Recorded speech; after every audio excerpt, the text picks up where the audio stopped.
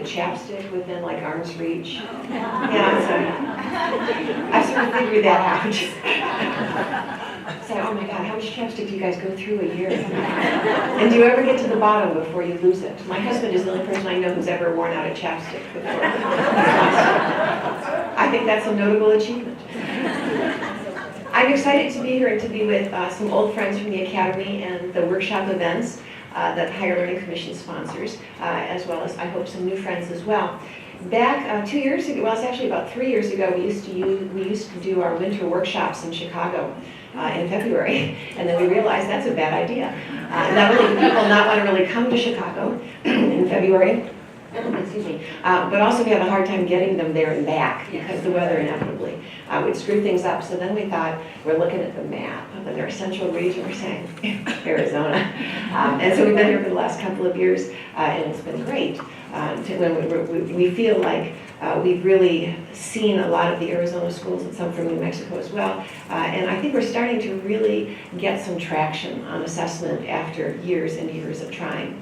To give you a sense of where we've been, okay, let's take a look at this. This was from 1997.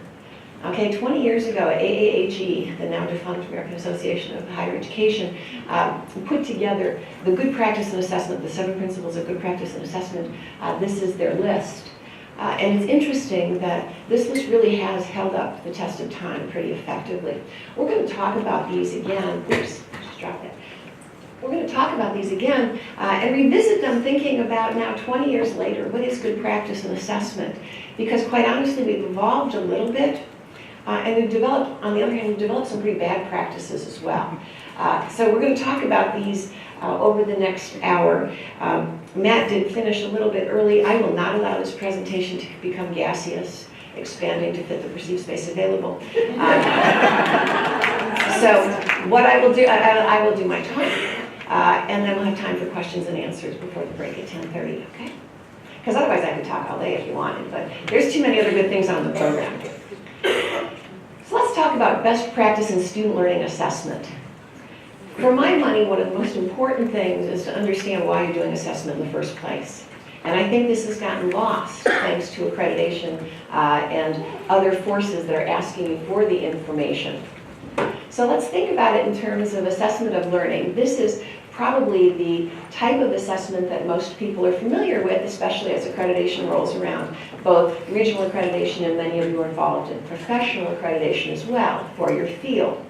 Assessment of learning evaluates student learning achievement in general education, your program level learning outcomes, is essentially an institution-wide function that's focused in on reporting, generating the data that proves to somebody that our students have learned. Okay, perfectly valid. Okay, but there are other functions of assessment as well, and I'm not sure we're thinking about these as often. The next one is assessment for learning. Okay, it's amazing how just changing one letter and moving them around will make a huge difference. Assessment for learning is when we're discovering how well students are learning and how learning might be improved. And this is something that faculty do all the time, but it's hard to get them to commit to the A word, okay, because this is just sort of a matter of course. This is really a faculty function, and it's focused in on improvement. Okay, how can we do better this time? You know, you teach a class and you leave and you're thinking, ah, geez, that so did not work. I will never do that again. And so you go back and you fix it so you know that you're not going to have that same experience of 50 minutes in front of the class where they're just not getting it. So that's assessment for learning. The third type of assessment is one that we talk about very, very infrequently, and that's assessment as learning.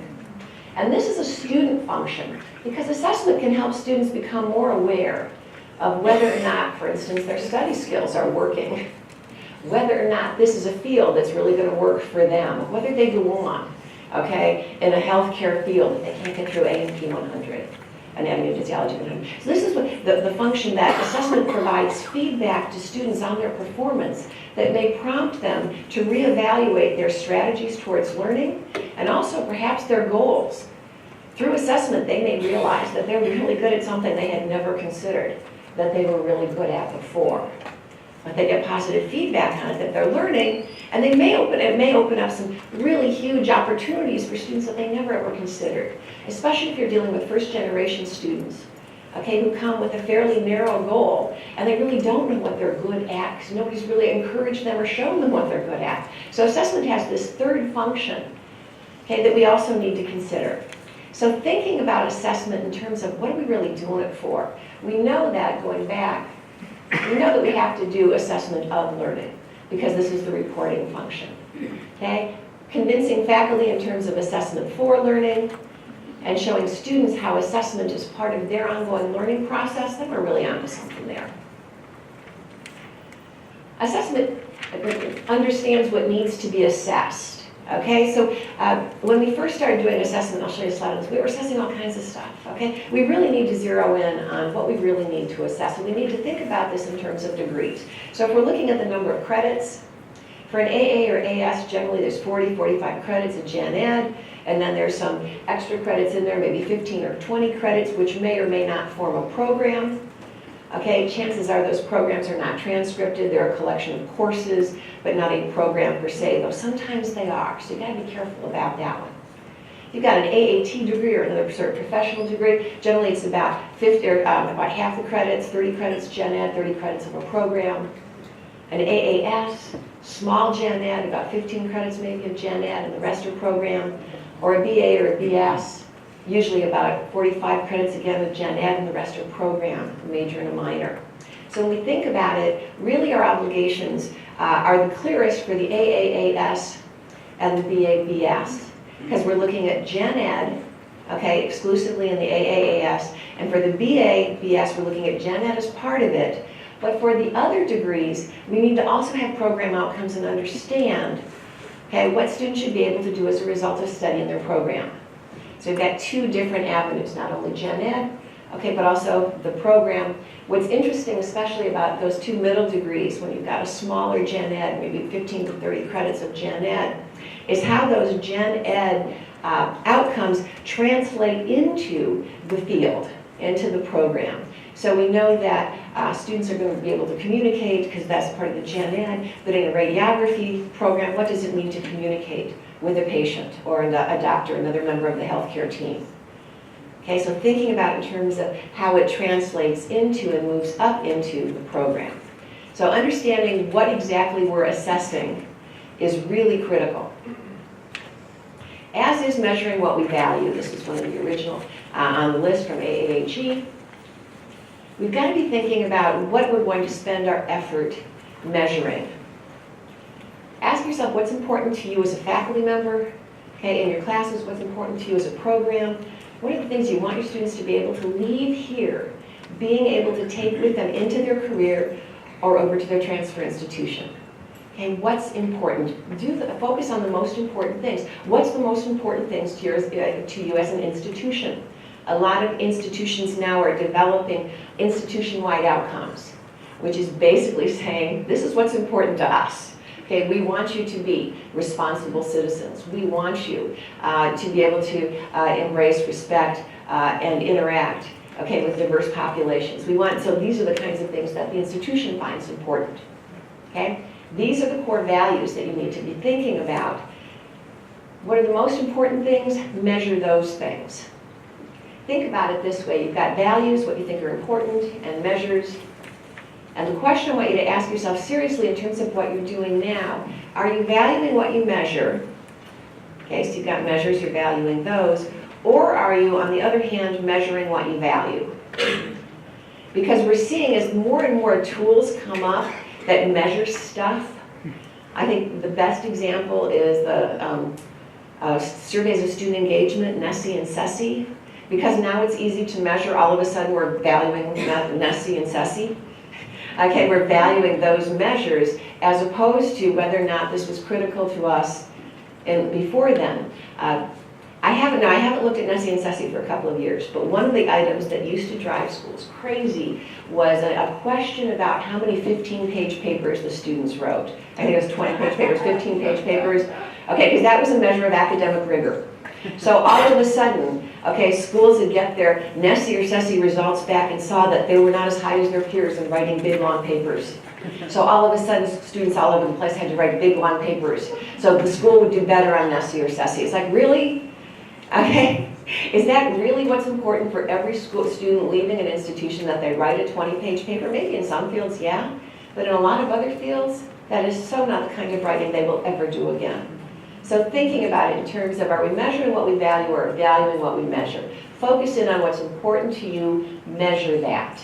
Okay, but don't get lured down the rabbit hole of finding something that's easy to measure and paying a lot of attention to something that's not really part of your culture.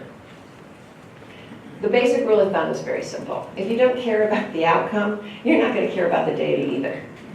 Okay, so focus on what's really important. A lot of faculty, or a lot of schools report having trouble getting faculty engaged in assessments because you're not measuring the right stuff. Measure what they care about, then they'll get engaged. Best practice, I mentioned, I was highlighting this a minute ago. Best practice on assessment is focused and intentional. Let's go back, okay? Way back in 1988, I think, was the first time Higher Learning Commission started talking about assessment. Okay, by 1992, they were starting to cook up some plans for all the institutions in the HLC region. By 1995, a day that will live in infamy, they required every single school in the Higher Learning Commission region to submit their institutional assessment plan. Okay, June 30th, okay? So we were all scrambling to write our assessment plans. And then we had to turn them in, and then some committee of unknowns provided feedback to the schools on assessments. This is back in 1995. Okay, about 2000, 2001, 2002, okay, schools were assessing like crazy. Okay, and it sort of looked like this. Okay, everybody was measuring everything. So you'd be on a site visit for the HLC and you get these piles of data. Okay, numbers on everything. Okay, two things. We couldn't make head or tails out of it because it made no sense. And secondly, the school never wanted to do assessment again because they did it and it didn't prove anything. Okay, so intention without it, or exertion without any kind of intention leads to exhaustion, and it kind of honks off a lot of people. Okay, and you can only honk off people once on assessment because they remember this. Institutions have very long memories. When I was on long range, when I was the chair of long range planning on our campus, I would go into faculty senate with a great idea, and they'd listen and they'd smile and they'd nod and they'd do all those appropriate things. And then they sort of look at each other like, who's going to tell her? And then one person would finally say, well, Susan, you know, we tried this back in 1975, and it didn't work. Okay, so we're not going to do that again. Like before you were born, I was like, come on. But that's the kind of thing that got long memory. So once you send them off and doing something that's worthless and has no point, they will not forget. Okay, so you got to be careful about that. Intention without exertion looks like this. It is not, I haven't seen one in a couple of years, but in 2015, I still had some schools that were pointing to their plan from 1995 saying, look, we have a real good plan. And I'm saying, well, let's see what you've done with it. And they said, we haven't gotten to that yet. But we've got a really good plan because the feedback we got said this is a really good plan. So they got a really good plan, okay, but if you're not doing it, it's worthless. It's on your shelf collecting dust with all the other really good plans that never went anywhere. What you need is this: exertion and intention. Pick a few things that are important to you, measure the heck out of those. Okay, you can always add more. But if you can write an elegant plan that you simply can't operationalize, that's nothing. Okay, and if you're measuring stuff you don't care about just for the sake of measuring stuff, that's not going to do any good either. So focus your time, focus your energy, pick the few things that are most important to you. What do you want your students to be able to do when they graduate? Measure those. Start there, add more. We have a real advantage in terms of assessment because really good faculty do it all the time. Okay, think about this. When I visit a school in August, and I'll have the opportunity to visit several schools that are in the academy, and I do the same thing. I've told you this story before. Several of you have heard this, but it happens to be true, so it's a really good story. As opposed to those stories we make up that aren't true. This is a good one. Not that I would ever do that, but here's the thing. So, it's August. It's like the first day back. And someone had this great idea that they're going to have someone come in and talk to them about assessment. Because that's what every faculty really wants to hear about, the very first day back.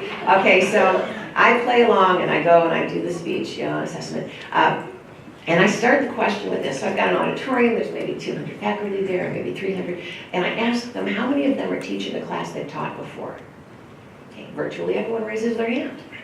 Okay, then I ask them, how many of you are going to teach that class the exact same way you taught it last time you taught the class? Nobody raises their hand. Okay, why not? Because everybody's made changes as a result of whatever happened, good or bad, the last time they taught that class. Okay, that's their assessment story. They already have it. Okay, they object to calling it assessment, but they've already got the story. And that's what we really need to capitalize on.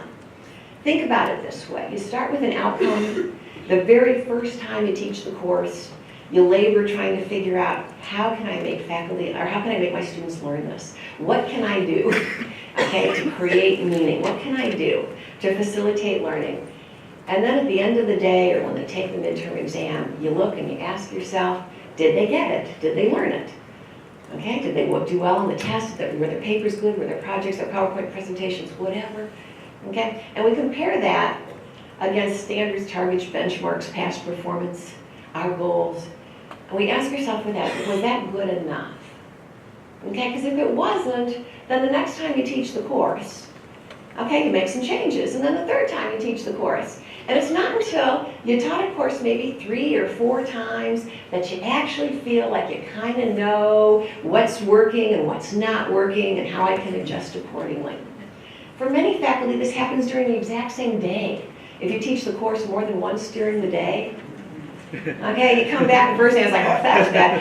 And then you figure out how you're going to make it better. And so by 1 o'clock, you're kind of rolling. By 5 o'clock, man, you know what you're doing. Okay? Because you keep going back and you change it because something works or something doesn't. And now what's happening in class was I would teach the 9 o'clock class and someone would say, oh, I just saw this on Facebook, and they'll pull something up. Or they saw something on YouTube. And so it's a relevant clip, so I throw it into the class for 1 o'clock. Okay, and so we crowdsource the class so that by the time we get to the 5 o'clock class, man, okay, this has been a thoroughly vetted lesson today. But that's assessment. That's what we do all the time, and because it's second nature to faculty, okay, they don't even think about it in terms of this is what counts, this is assessment. Another way to get faculty to think about assessment is just to ask them, what has changed in your program over the last 5 years or over the last 10 years? And why did you make those changes? Chances are there was something, okay, that they recognized that wasn't working or could be better, and they made changes. Okay, now, is there always hard and fast data? Not always. But if you walk back, you may find that there's more data there than you were thinking about. Next, assessment connects to existing classroom practices. So think about it. Okay, we evaluate students all the time in our classes. Okay, we use quizzes, tests, rubrics. It's only a little step to move from evaluating students to something that can count for assessment. Okay, so think of it this way. I give a quiz, that's evaluation. It points towards their final grade, 10 points every Friday on the quiz. Okay, and there's 100 points over the course of the semester. Okay, that adds up. Okay, that's evaluation. But quizzes can also be used as sort of an early warning sign, whether or not they're smiling and nodding whenever you say, do you all understand? They say, yes. Do you have any questions? They say, no. Okay, because they don't want to get out of there and go on to whatever's next. So they're really agreeable in terms of learning, and it's not until, the midterm exam is a lousy time to figure out they've been faking you out the whole semester. So thinking about it in terms of, we can use the quiz, okay, maybe to give them points, but also to see whether or not they understand, whether or not it's safe to move forward Monday morning when you see them again, or whether or not we got to go back and clean this up, because clearly they aren't understanding it. And if they don't understand it now, what are the odds 3 weeks from now? They're going to figure it out by then. So thinking about it in terms of a quiz can be points, evaluation, but it can also help students learn. Same thing with a test. I can score a test and return it, that's evaluation.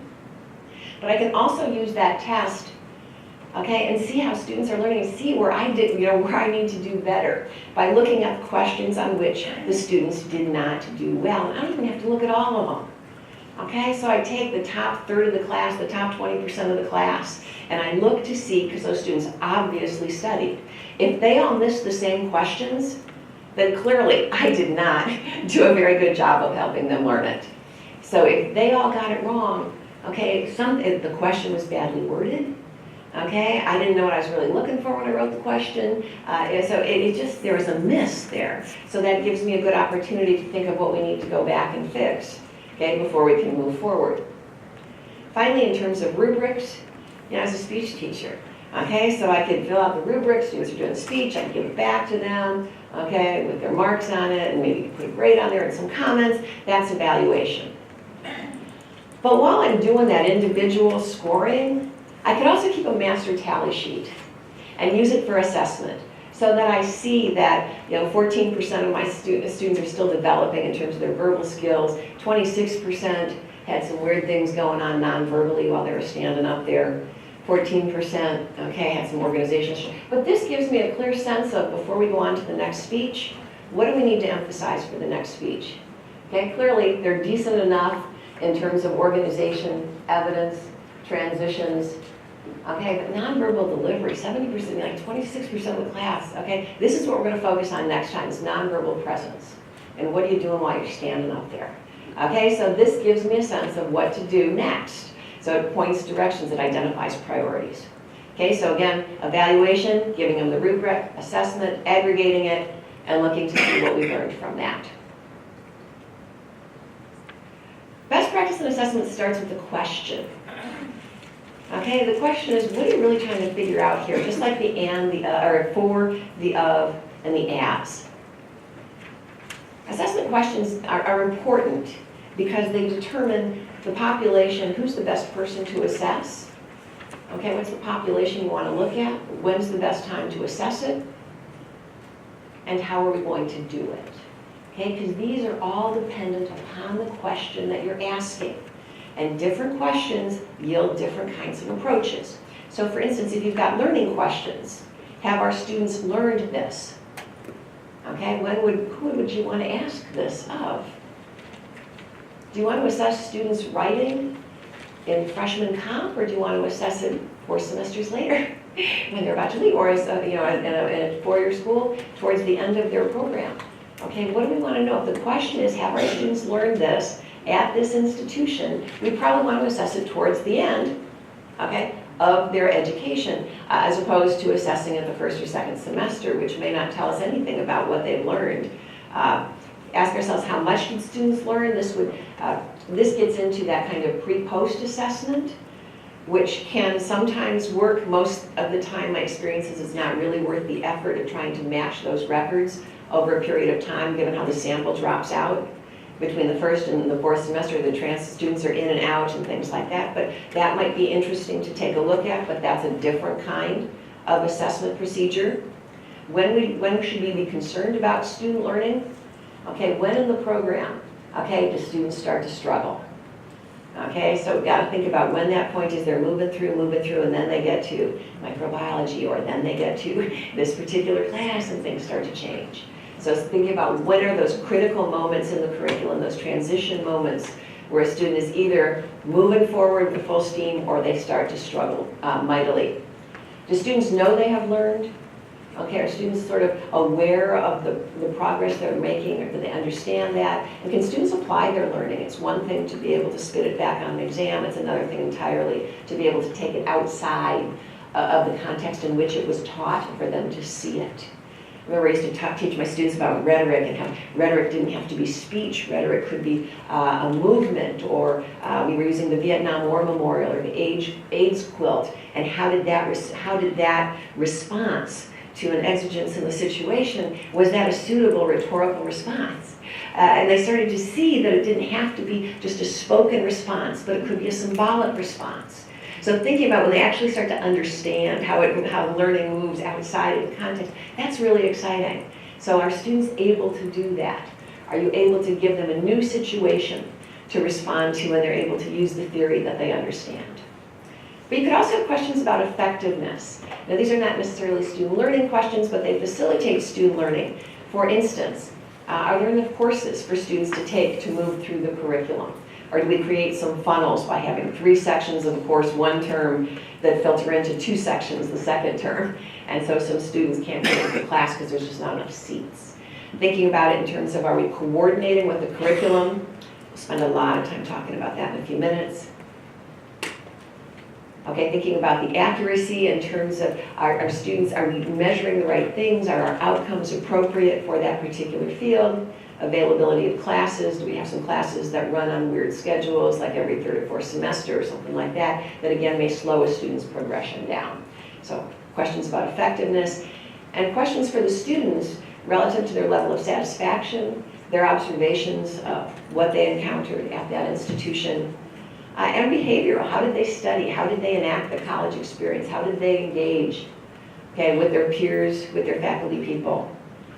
Okay, how did they do college?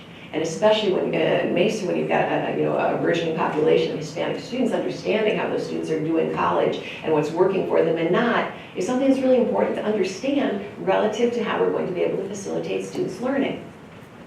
Okay, so lots of questions, but you have to understand what you're asking to be able to understand how to go about finding that answer. Relatedly, and obviously then, best practice starts with understanding exactly what you want students to know and do. You can get pretty good at this because it becomes very clear right off the bat that if a program doesn't have particularly good student learning outcomes, there's really nowhere to go with that. At one point, a friend of mine missed a meeting or something and wound up being an assessment person at her school. This was back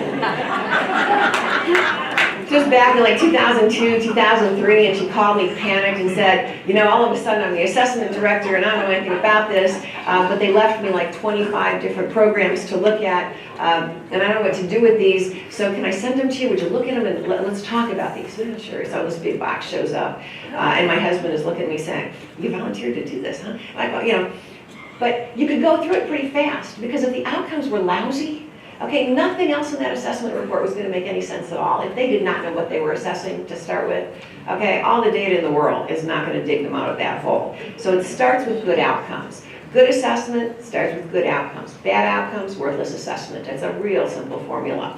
If you can't figure out what they're assessing, when you read it, they don't probably know either. So think about this. Okay, the outcome should be student-centered, learner-centered, what the student is going to be able to do. Okay, not what the faculty are going to do, not what the curriculum is going to do, not what the institution is going to be able to do to support student learning. It's all about what the students can know and do. Secondly, they're specific, and I'll talk about that in a second, and they're measurable. Okay? The cleaner the outcome, the easier it is to assess. Okay, so I'm liking something that looks like this. Students will be able to action verb something. You will notice it is not. Students will be able to action verb, comma, action verb, comma, action verb, comma, something, something, and something else under this, that, and some third circumstance. Okay, when you start throwing that stuff together, okay, you are doomed. Okay, because there is no way you're going to fight your way out of that. So here's one. Students will contribute to their community by applying academic information to cultural diversity in order to engage in problem-solving and appreciation efforts. Doesn't that just make your eyes bleed when you look at that? You can actually see what happened here, okay? I would be willing to bet, real good money in fact, that what happened here was they were writing gen ed outcomes and they decided that they only wanted to have like 5 or 6. So they got to number 6 and they still hadn't dealt with like diversity, community, information literacy and all that, so they threw them into one big outcome. You know, I'm guessing that's exactly what happened there because that's the only rationale for an outcome that looks like this. Okay, they can show you all kinds of data and you will not know what they're talking about. Okay, so this is a problem. This is more likely what it looks like. Students will recognize, analyze, and interpret, nothing like 3 action verbs, human experience, whatever that is, in terms of personal, intellectual, and social contexts. Okay, you're doomed right there on the and. As if the commas aren't going to kill you, the and is going to kill you. Okay, at least it could be personal, intellectual, or social contexts. Okay, that means they can do one of the 3. But when you got an and in there, that means you're responsible for that whole pile of stuff. So think about this in terms of what are you really doing here? When you have multiple action verbs, you can clean these things up really quickly by going for the highest order action verb. So if we want to recognize, analyze, and interpret, let's just go to interpret. Because from their interpretation, we'll know if they recognized it and what how they analyzed it in their interpretation. So thinking about this in terms of the outcomes that we're starting with. This is particularly problematic in general education, okay, where one of two things happened. Okay, the gen ed outcomes were written by a committee, or worse, the outcomes were written by the state, who has no real understanding about writing outcomes or what they're really doing. And so you get some outcomes that are, and I'll show you a few in a minute, that are just like, whoa, what are they thinking we're going to do with this? Sounds really good and academic with all those commas and ands, but it's really nothing that we can work with. So thinking about the format, students will be able to action verb something. The particular thing you need to pay attention here is that action verb. Again, you only get one, make it count, but it has to be the right one. So you really have to think about this in terms of if you're looking at a program or if you're looking at a course, and what level is that course. So for instance, you've got Bloom's Taxonomy, the food chain of higher order thinking skills. Now those of you who have seen this slide before may want to grab the hand of the person next to you who have not seen it because it's kind of ugly. And as a speech teacher, I should know this is an ugly slide. This is a certifiably bad slide in terms of the number of stuff going on here.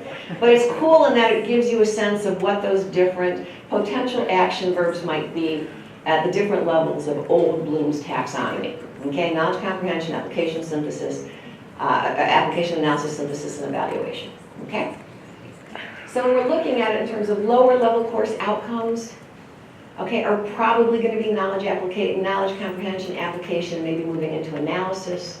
Upper division course outcomes or program outcomes should be at least application analysis, synthesis, or evaluation.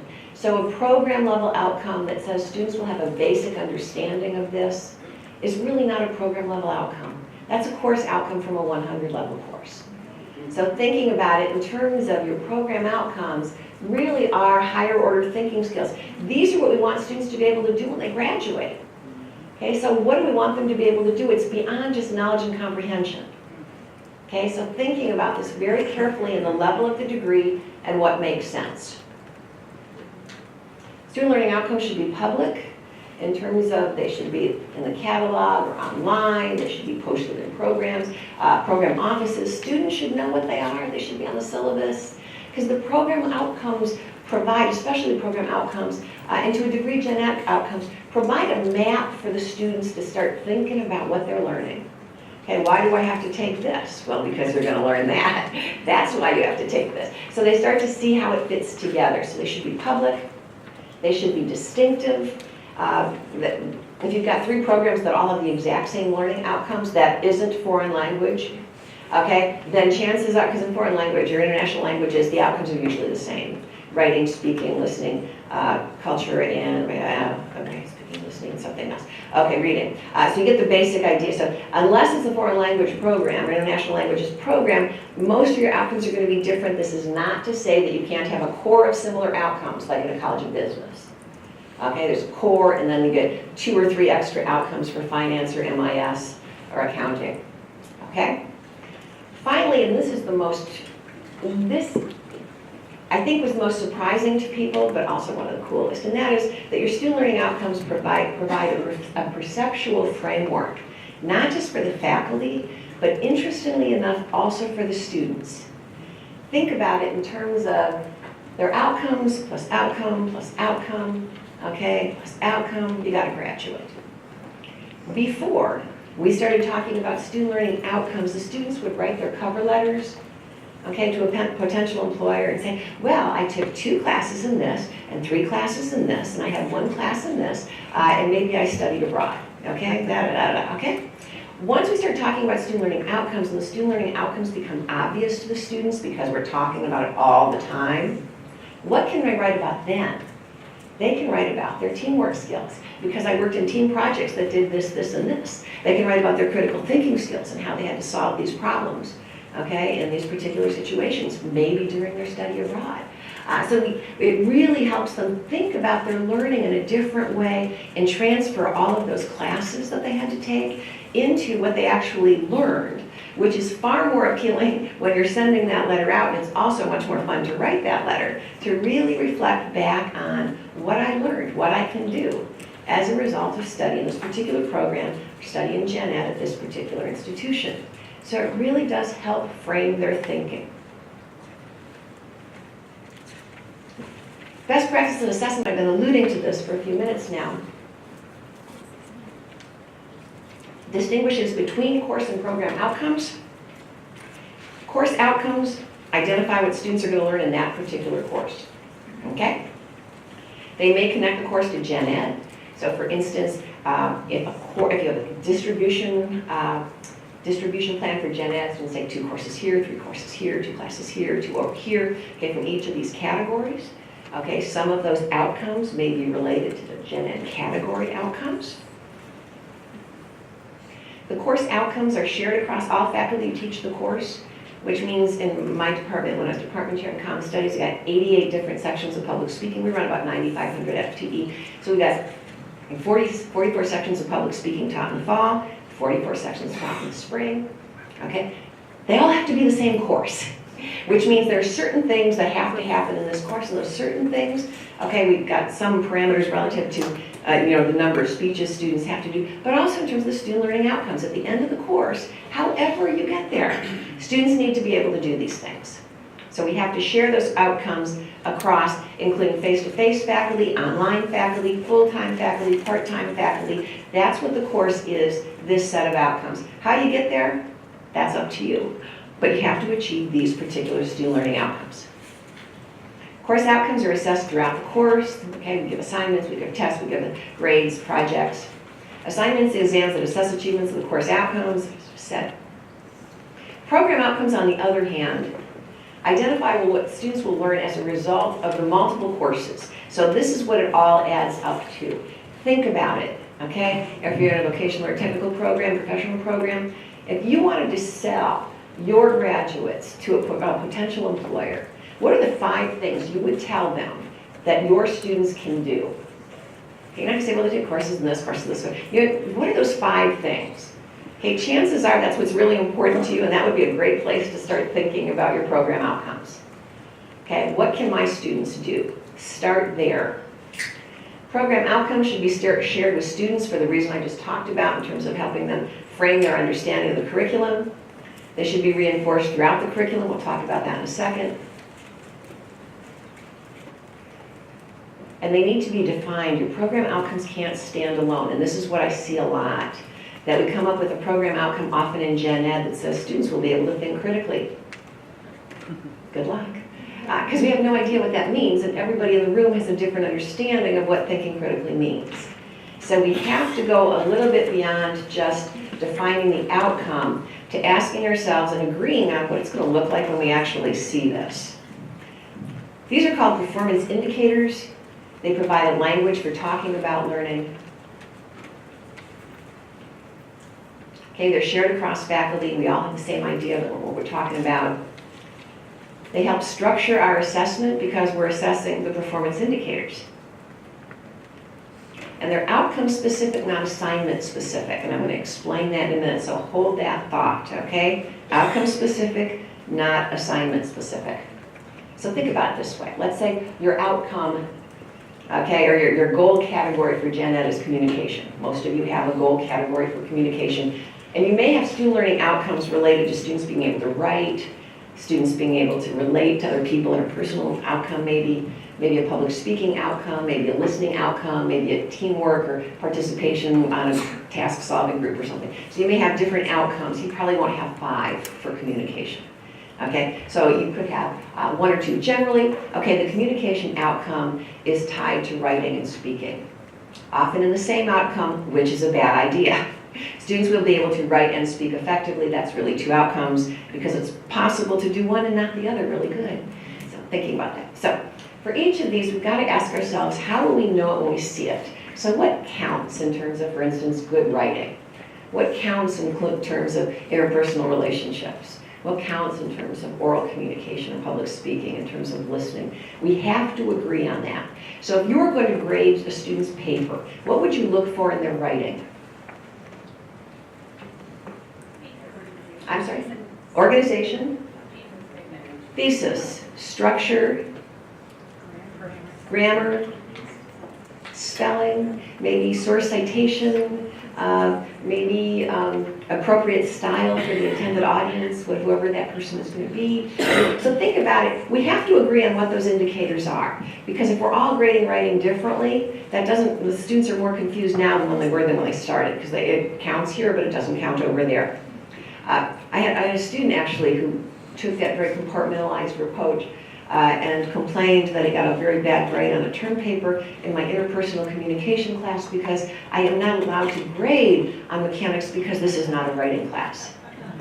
It's like, no, I checked. This is a speech class. This is not an English class. And I thought, something sort of crossed the bounds of different departments. But, is that kind of real compartmentalized? It doesn't count here and it counts over there. So thinking about what are going to be these key performance indicators, and you've got to agree on those. There is no magic number. I'm a pragmatist. The number is the number you can agree on. If you agree on 2, you've got 2. If you got 5, you got 5. Okay, but you have to agree. You can always start small and add more as you start practicing. But starting with the 2 things that we agree on that we're all going to assess, grammar and spelling, okay, organization and thesis. Okay, we have to agree we're going to start on something that no matter what kind of writing you're doing, this is what we're looking for. Let's take a look at how this works. Okay, so for instance, we have public speaking outcome, we agree on the indicators, okay, and we're going to use these indicators to evaluate the student learning demonstration, whatever it is in whatever class it happens to be in. Okay, so let's say we're looking at delivery, content, and organization, and the students are obviously going to do a speech. But they could be doing a speech in a bunch of different departments. They could be doing a bunch of different kinds of speeches. Okay, but delivery, content, and organization, because the indicators are outcome specific, not assignment specific. Remember, so that's it. So the performance indicators are related to the outcome, which means that faculty have the freedom to be doing all kinds of different speeches in different areas. So maybe healthcare, they're doing a demonstration on a particular procedure. Okay, maybe over in marketing, they're doing a sales presentation. That's great. Okay, maybe in history, they're doing an oral report on something. Okay, delivery, content, organization, that works. Okay, maybe they're doing a briefing, okay, in some other field where they're briefing on a particular assignment or briefing on a particular process, okay? So again, delivery, content, and organization. This doesn't mean that faculty can add other things if they want, but it means that delivery, content, and organization are what we agreed on are non-negotiable performance indicators for that particular outcome. So when I went back to teaching in 2009, because I saw my career moving towards an end, I retired in 2015. So 2009, I knew my date was June of 2015. So I went back to teaching. I went back to teach public speaking. I went back to teach 4 sections of public speaking every semester because I realized at that point, having been an assessment, that it was a bad idea to put our youngest, most inexperienced faculty in with our neediest population of students, our first semester students. So I went back to teach freshmen. Okay, now let me tell you, teaching 4 sections of public speaking is sort of a profiles and courage kind of academic assignment. I loved it, but do I want to hear 100 demonstration speeches a week? I don't think so. So they would be doing different assignments in different classes because it didn't really matter what the assignment was. I'm looking at delivery, content, and organization. Or I'm looking for evidence and support. So we could change it up and move it around. I don't think any faculty, we had 20 different faculty teaching, I don't think anyone was doing the same assignments as some other faculty person. We'd switch assignments all the time because someone had a really good idea. But it didn't have to be lockstep, everybody do exactly the same thing, as long as we're assessing the same thing. So for instance, my 9 o'clock class would be doing movie reviews. So my 1 o'clock class is showing me explaining apps on phones or something, their favorite app. And the afternoon class was doing, what were they doing? I can't remember. I can't remember. They're doing something along that same time as in the analyzing something, which totally blew. I can't remember at the moment. But so it's different things, and it all works. Same thing in terms of writing. If we're looking at mechanics and structure, voice, coherence, and purpose for the writing. They could be writing a letter in some field, they could be writing a summary in some other field, they could be doing case notes, they could be doing a work order, as long as mechanics, structure, voice, coherence, and purpose all make sense for that particular field. We can still look at a bunch of different kinds of writing. I got an email from a school, was in the academy, and they were having trouble with they're an art school, they're having trouble with their developmental ed. Okay, and because students are just, writing 5-paragraph essays. So they paired developmental ed, this is an art school, with drawing 1, and the students wrote about art. Okay, it's like, whoa, what a concept. All of a sudden they're writing about something that means something to them. We can still do all of these things and get them to write, but they're happier about it, and they completed the class. It was the highest percentage passing rate in any of the developmental ed sections. It's like, how cool is that? Just by rethinking in terms of, we can have all kinds of assignments here. They could be writing a proposal, you get the basic idea, okay? You have to have an outcome, but you have to understand what that means, and you have to share that, even if it's only a couple of ideas that we all think are going to count. And here's why you need to do that. Let's go back to the public speaking example. Again, I got 44 faculty, or 44 sections, probably 18 different faculty teaching the course. If my first faculty person is evaluating their students on volume, poise, and their conclusion, that's cool.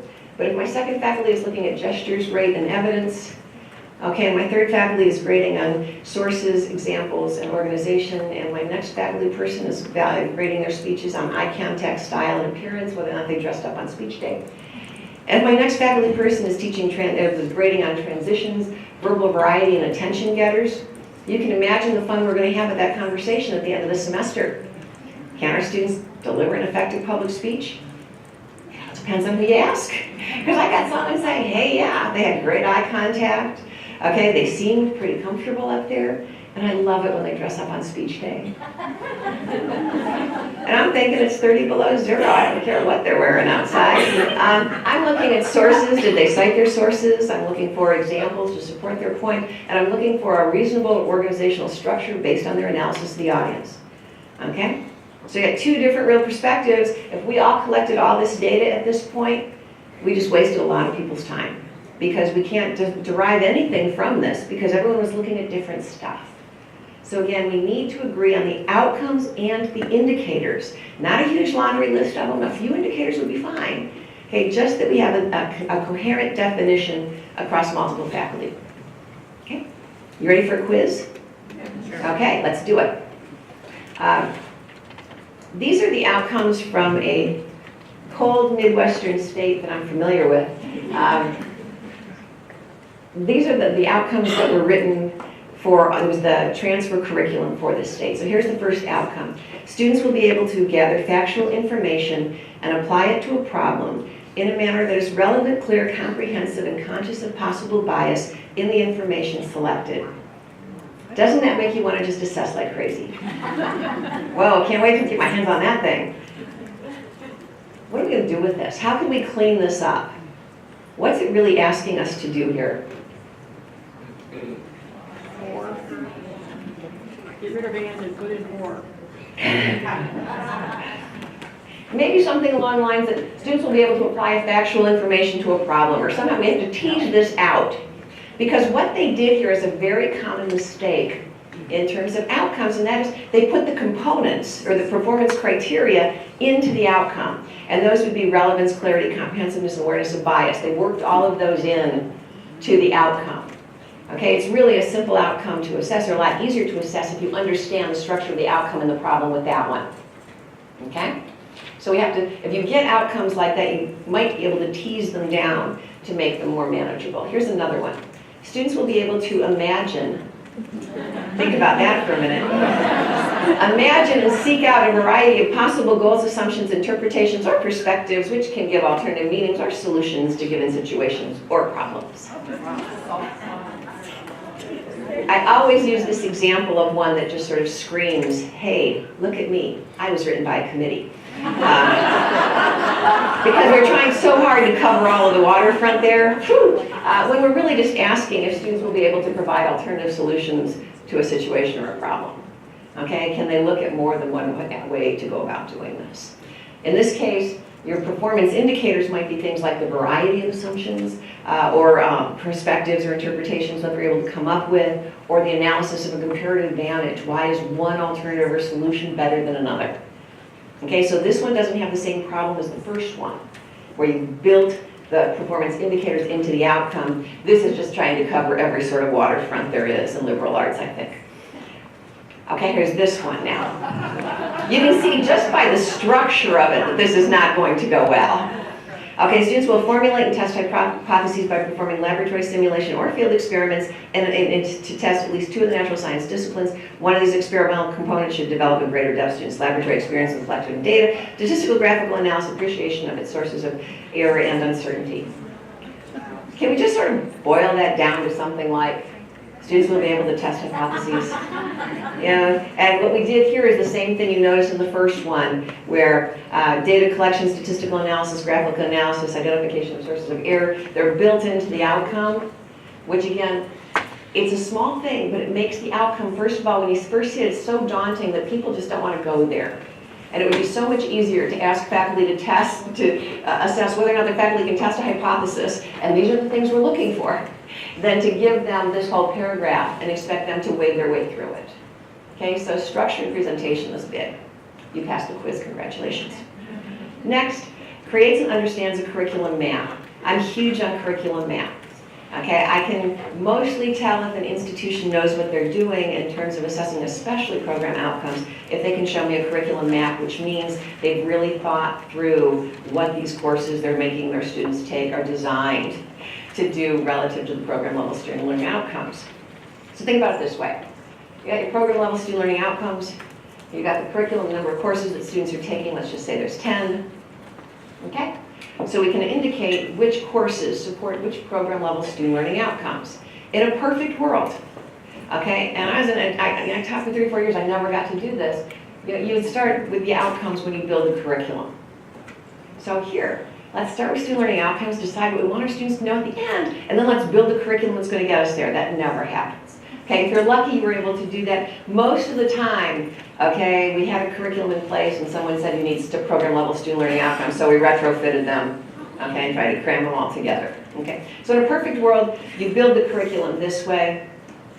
The reality is you're going to have your curriculum in place and you've got your program level student learning outcomes, and you're going to ask your faculty which courses support which outcome, and this is what they're going to tell you, because every course is the most important course in the curriculum. Okay, so we say this. One way to tease this out and to get it down to where it makes sense is to ask faculty to indicate in which courses students actually receive feedback, okay, on their performance relative to the program level student learning outcome. Okay, it's not just enough to say, oh, it's a critical thinking course. Like, is there an assignment or a project or a test that shows us whether or not they're learning critical thinking? Because if there isn't, it doesn't count. So then you're going to get a map maybe that looks like this. Okay? There's a bunch of different ways to curriculum map. Some use like introduce, emphasize, and reinforce. Introduce, emphasize, and mastery, a whole bunch of different ways. I like to go back to Bloom's taxonomy in terms of knowledge comprehension, application analysis, synthesis, and evaluation.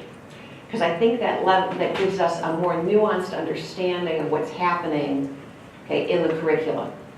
Okay, so in one case, in some outcomes, like number 1, we're introducing something, knowledge comprehension in that first course, and then there's some application analysis, okay, in the middle part of the curriculum, and then in the end, okay, they're synthesizing and evaluating. Okay, so you can see this. When you start to look at this, you understand the role of a curriculum map in analyzing the curriculum. Because when you start to look at this, you start to recognize there are some issues here. Okay?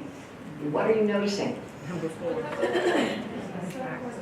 Okay, so some courses have nothing, like number 4. Well, let's start with number 7. We've got sort of this empty requirement. Students have to take this course, but there's no really discernible reason why. What's happening in there? I guess someone really likes teaching that course, maybe. But why is that there? So we've got to ask ourselves, do we need this course? Is this really a required course? Or are we mismapping the course? Somehow maybe this course is really doing some things. Okay, but we just haven't mapped it. So we've got an issue there. Okay, some of you noticed we've got this on number 4 too, an orphan outcome. Everybody thinks it's important, but not in my course. I'm looking at you writing. Okay, everyone wants the students to be able to write, but writing only counts if students receive feedback on their writing, if writing counts.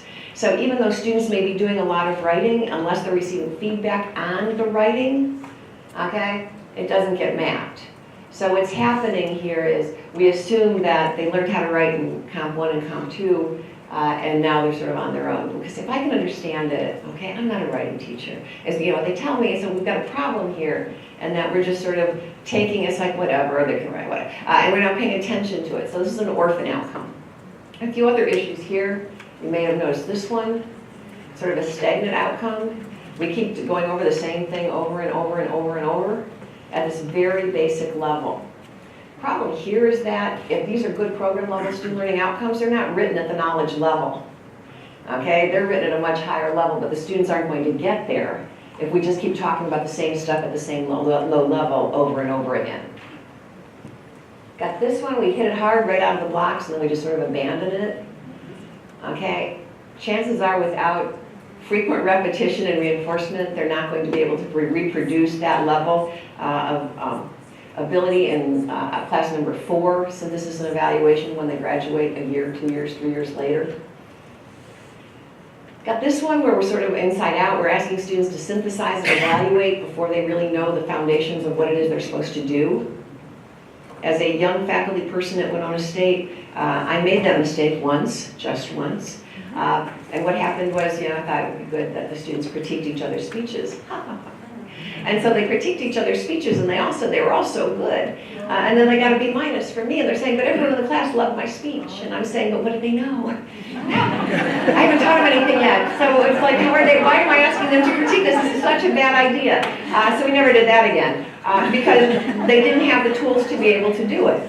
Okay, by the end of the semester, they got a little bit better. But asking them to do something like that before they have the foundational knowledge is really folly. I got this one. This is sort of the empty requirement, where this is usually, and this is again is true. So I teach them freshman speech, course number 1, and then they don't do anything until their senior presentations. And then I get the phone call saying, so Susan, I don't know what's happening in freshman speech, but it's clearly not working because their senior seminar presentations were awful. And I'm thinking, I had them for 15 weeks, 5 years ago.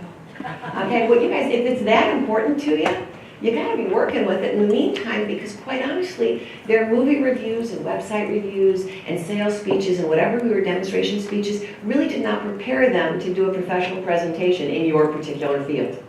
Okay, that's your job. My job is to make sure they can do sort of basics of presenting and organizing a speech, but you have to contextualize it in terms of what's happening in your particular field. So abandoning it for the whole 3 years in the meantime, or 2 semesters or 3 semesters in the meantime, bad idea.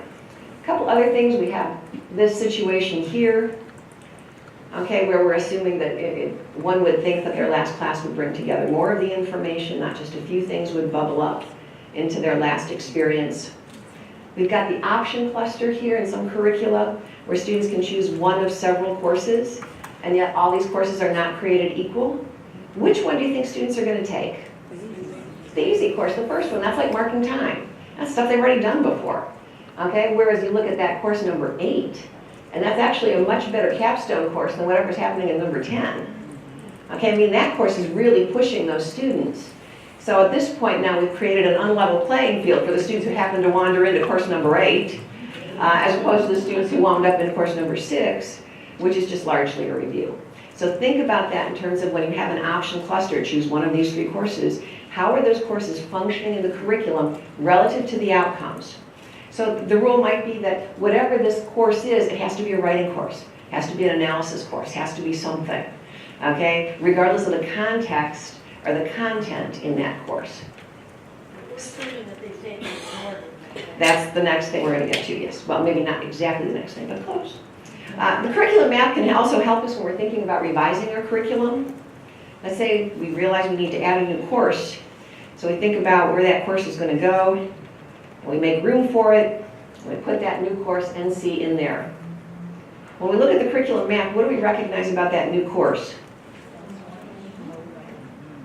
It's really exactly the same as the very first course they took. In terms of the outcomes, it might be a new context on it, but we've got to ask ourselves, is this really a course that we need at this point? Should this be a different course?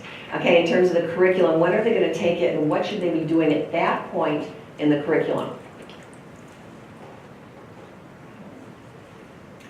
Next thing to think about is how we use the curriculum map to understand learning. Let's say, for instance, we assess a particular outcome towards the end of the student's program. We realize it didn't go very well. Okay, then we've got to start asking ourselves, how did they get this far with us not knowing it? Okay, where were the signs, okay, that this was going to be problematic? This is a really important one relative to writing. Faculty complain all the time that their students in their senior projects can't write.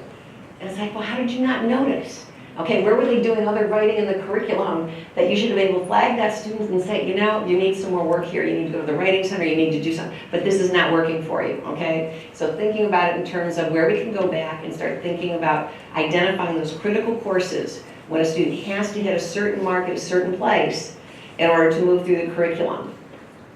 The odds of them getting better in terms of writing on their own, okay, is probably not going to be very good.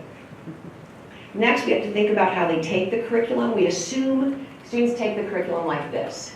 In some curricula, they actually have to take it step by step by step. That's great, because then you can sort of predict. But oftentimes, students take curricula, especially in Gen Ed, and based on whatever's available and whatever is at a preferable time. Okay, so they take one, you know, these their first semester, they take these to their second semester, their third semester, okay, and their last semester in a 2-year curriculum.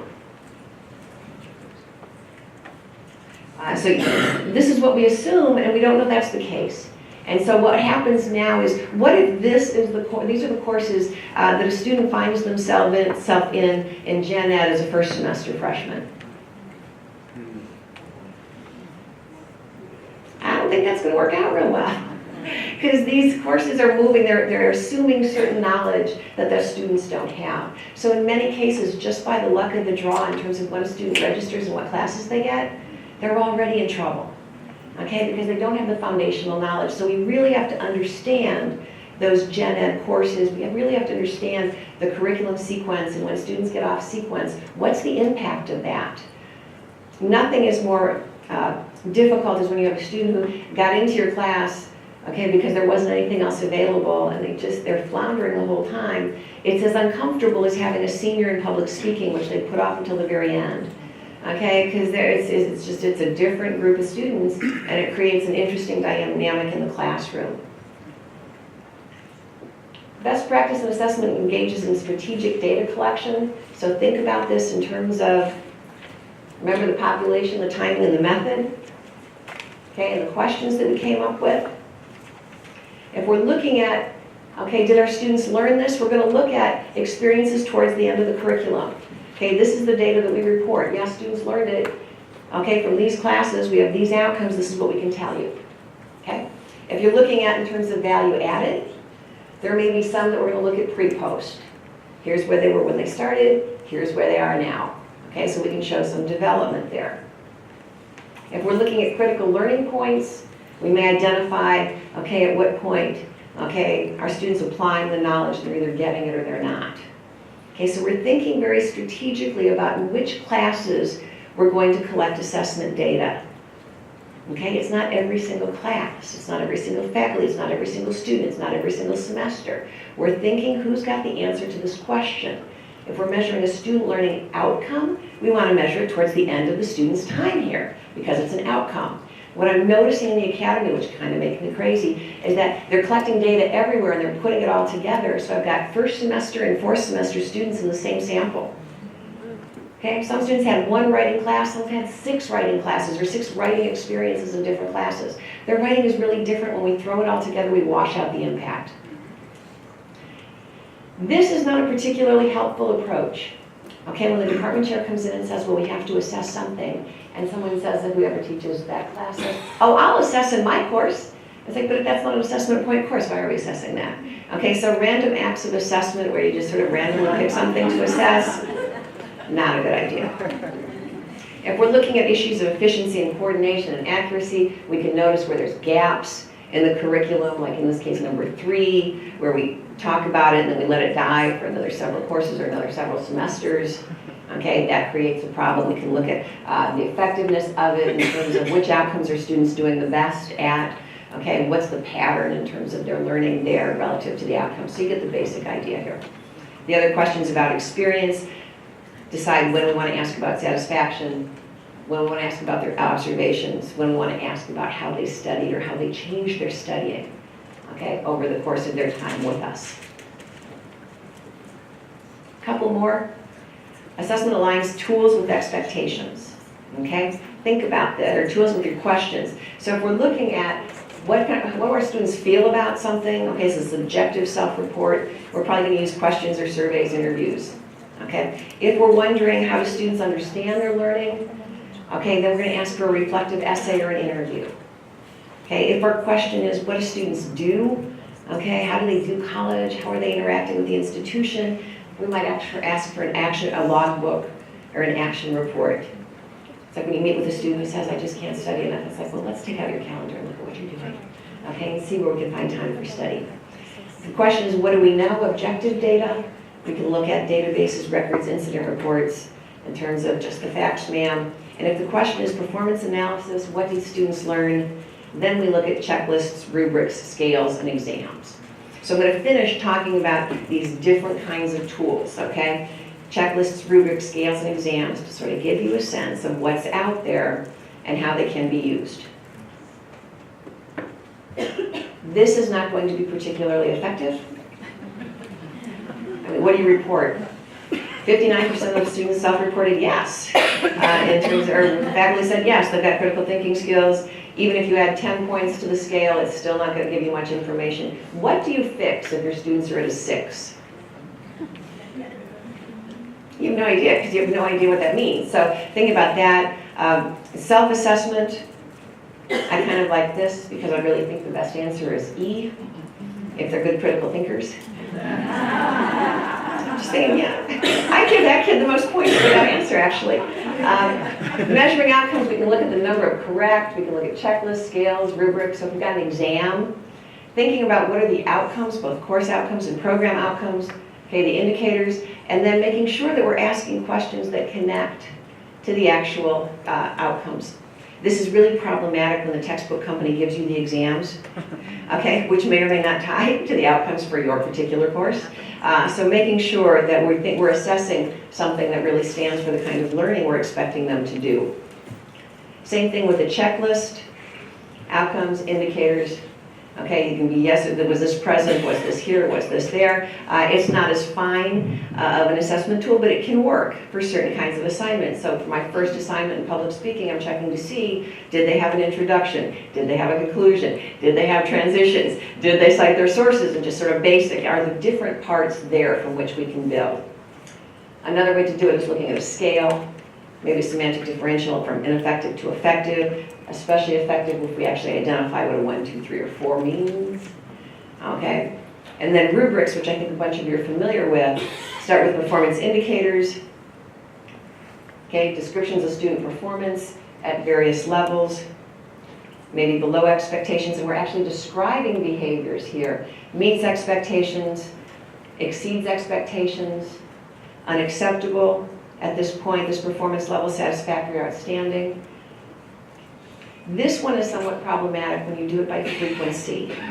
The students sometimes cite their sources, occasionally cite their sources, rarely cite their sources. And a lot of the value rubrics, which you might be familiar with, really do this, and that they just change one word across the whole thing, which requires a judgment call on the part of the faculty in terms of how frequently something happens. Okay, is that sometimes or is that usually? Okay, and so you got different opinions there, so it's hard to use those rubrics when the only change, okay, is looking at the frequency delineator. Instead, if you were to look at knowledge comprehension, they understand this, they comprehend this, they can apply this, or they can actually adapt it to a new audience and evaluate it, then you're on to something that's really important in terms of assessment.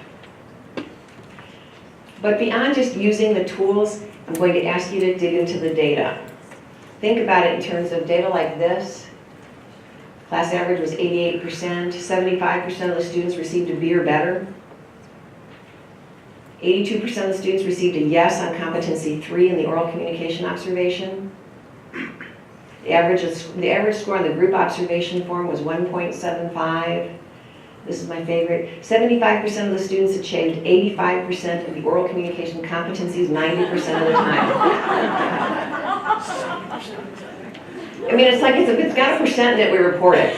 And this is just not helpful. This doesn't tell us anything relative to whether or not our students have genuinely achieved the outcome. So I want to implore you in terms of looking at the data and actually digging down into that data and figuring out, okay, so we've got the task questions, they're anchored on the indicators related to the outcomes. Let's look and see what percentage of students got those questions right and recognize where students are struggling on the exam. Okay, which questions didn't work. Okay, so we know on the second outcome, the first two questions, okay, or the first two outcome or performance indicators really did not go well. So now we have a point for improvement. We've got a direction. In terms of a checklist, we can look at the average in terms of which students included these things, and again, we get a sense of where we can go to improve. So go to that second level, as opposed to just reporting sort of a one, like for the rubric, you reported, the average score on the rubric was 4.3, but that doesn't tell me where they did well. Same thing here, again, we can look at different averages. Rather than reducing a rubric to a particular score, where they get maybe, there's 3 points, so there's 12 points possible on the rubric, and they got 3, 3, 3, and 3. So we report the score as a 12 or something, we report it as a 6. That doesn't help us, okay? Going down into the next level, okay, to be able to see where we're strong and where we're weak. Then we can start to really move forward in terms of understanding our students' learning and working to improve our learning, and also allowing students to understand what they need to do in order to improve their own learning and how they can move forward. That was a lot of stuff. Whoa! I noticed a lot of you are taking pictures. I can just give you, and we'll somehow make that available. Thank you.